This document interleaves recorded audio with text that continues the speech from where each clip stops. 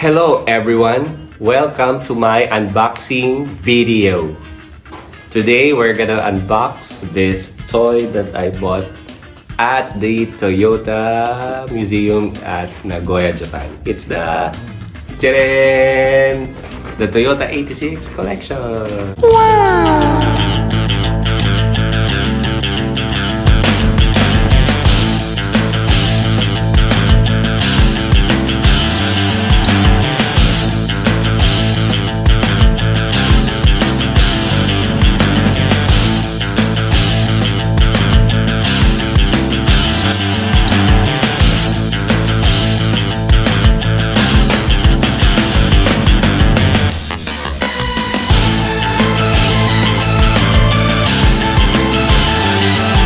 So, quick trivia.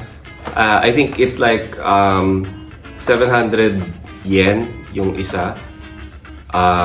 But when I asked the salesperson in the Toyota Museum, I asked them how to find out what's inside, and they said it's random. So it's like sort of a marketing strategy because I actually just like to get this specific, this is the most famous Trueno thing.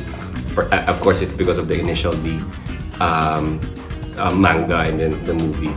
But unfortunately, it's random, so you wouldn't know what's inside. But the catch is like if you buy the 10, which is somewhere between 2,700 pesos, you'll get all the 10 different designs. So anyway, let's pop open one box.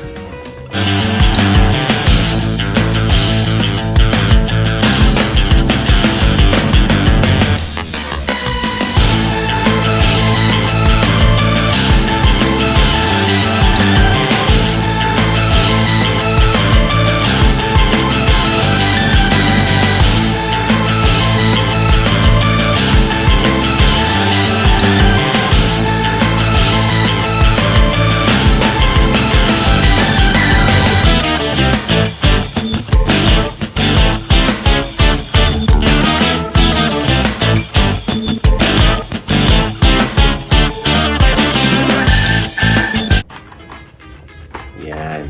Meron tayong complete Toyota 86.